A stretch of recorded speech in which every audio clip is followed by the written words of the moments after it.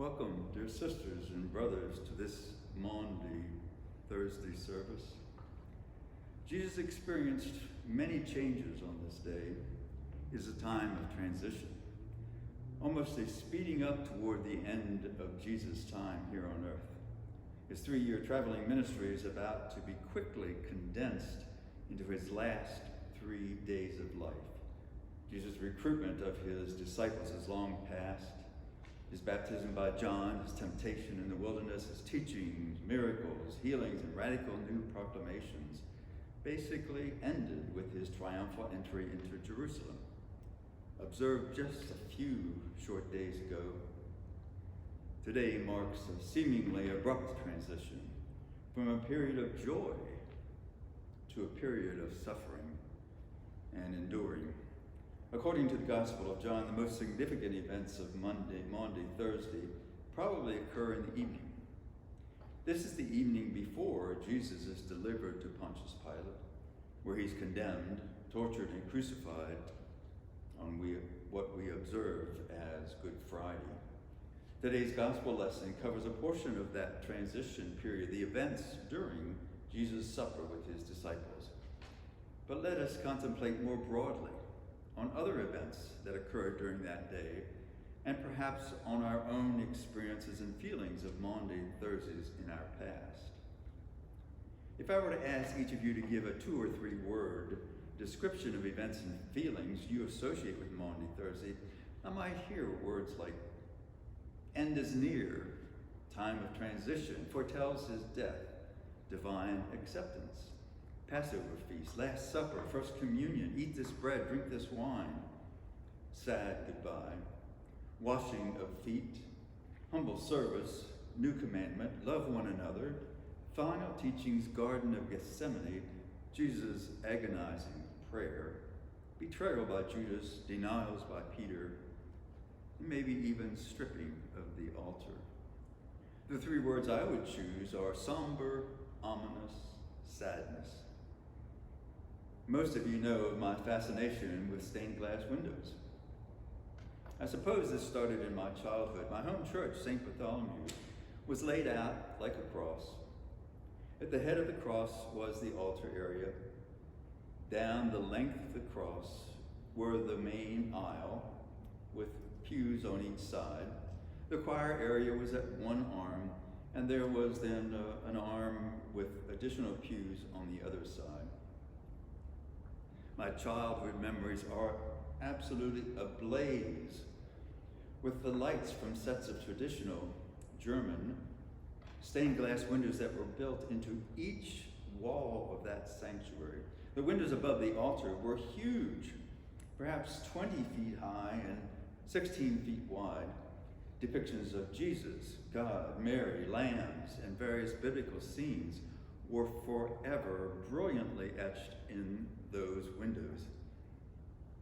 From my position in the pews, I could often see soft patterns of blue, yellow, green lights on the shoulders of those worshiping around me. On Sundays, that church was a huge, busy place full of bright colors and hearty greetings of family and friend. That is, until our evening services, like those of Lent and Holy Week. On those nights, the beautiful colors were gone. All the windows were dark, foreboding, even mysterious. There were no bright hellos or greetings. Everything was dark, subdued, and quiet.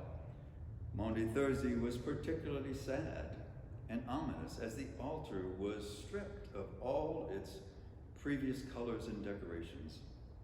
Even as a child, I could sense that things were about to change, that something ominous was coming. I guess that is why I have always associated the word Maundy with somber, ominous sadness. While all of the imagined words I listed earlier fit with what my adult self now thinks of during Maundy Thursday, it is perhaps the words new commandment that best fit with the word Maundy. For you see, Maundy is derived from the Latin word mandatum, which means command. Let us look again at the gospel lesson and see how some of the listed words and feelings fit with the text. In the first verse, you heard, "Now before the festival of the Passover, Jesus knew that his hour had come to depart from this world and go to the Father." So indeed, Jesus was aware of his impending suffering and death. And can you even imagine with what level of sadness he acknowledged this to his disciples and shared a final goodbye? Jesus even knew who his betrayer would be. From the second verse we hear, the devil had already put it into the heart of Judas, son of Simon Iscariot, to betray him.